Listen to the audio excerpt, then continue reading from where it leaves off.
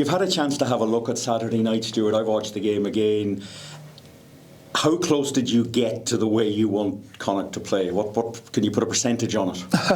Probably not a percentage, but I would I'd give it as a good start. It was definitely a good start. I think what are the areas we looked at. I thought, as I said from the start pre-season, I thought the foundations here were strong. I think credit to Pete, to Scott Fardy, to Mark Sexton. The guys have done a really good job, I think. And last year, when you looked back at the season, whilst Connacht came 13th, the margin, a lot of the defeats were 3 points here, 2 points there. But the other thing that probably I noticed was the number of tries they conceded and score two, concede two type mentality. So I think there was a defensive challenge that needed improving.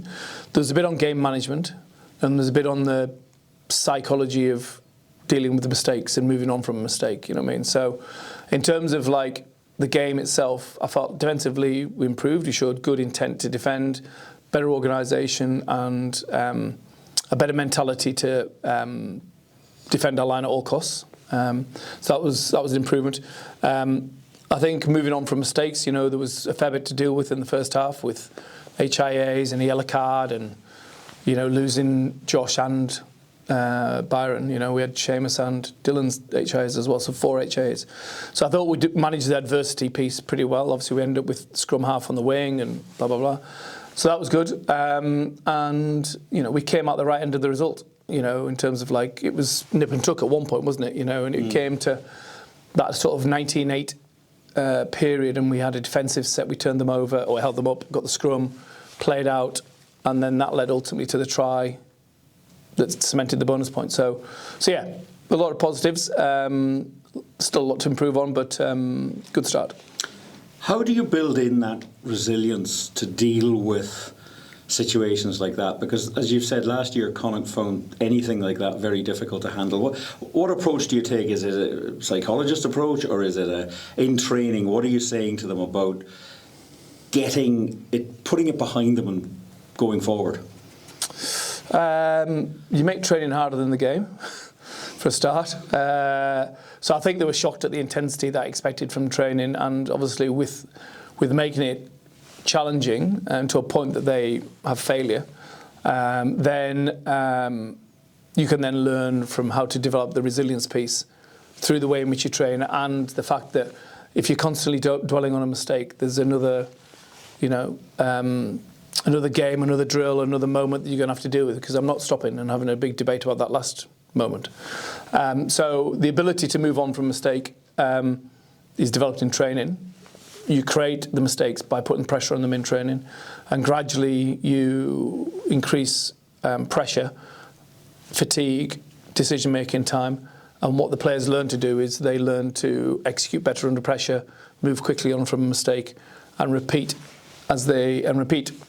successful actions, be it attack or defensive actions, under pressure in training, and that then translates into games. Well, that's the theory, and that's my experience as well. So I wouldn't say I'm doing anything different to the first 2 or 3 months when I came into Leinster in 2016.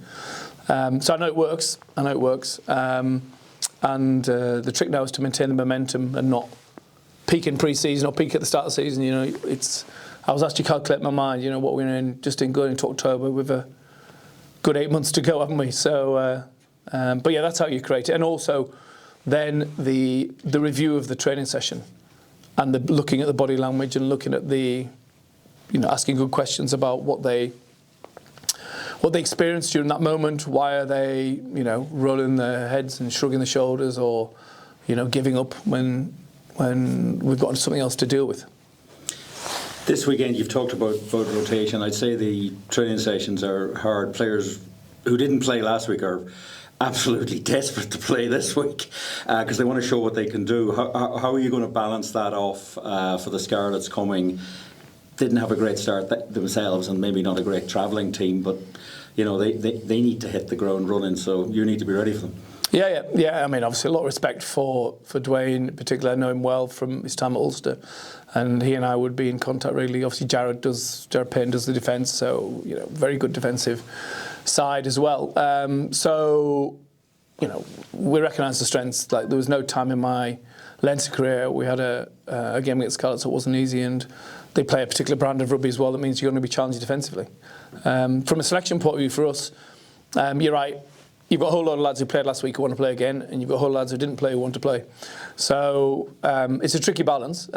You base it on what you've seen in pre-season, and fortunately, we've had a good group of 40-odd players who've done lots of rugby in pre-season. So I'm not a big one for losing pre-season training time to just conditioning. Where you run down the field, we can run up down the field with a rugby ball and make good decisions. So I've got the confidence built inside me that we've got a 40-man squad, all of whom are there or thereabouts, and it gives them confidence and belief that I believe in them, because I'm confident to say we've won a game, but we can still change the team and hopefully still get a good performance.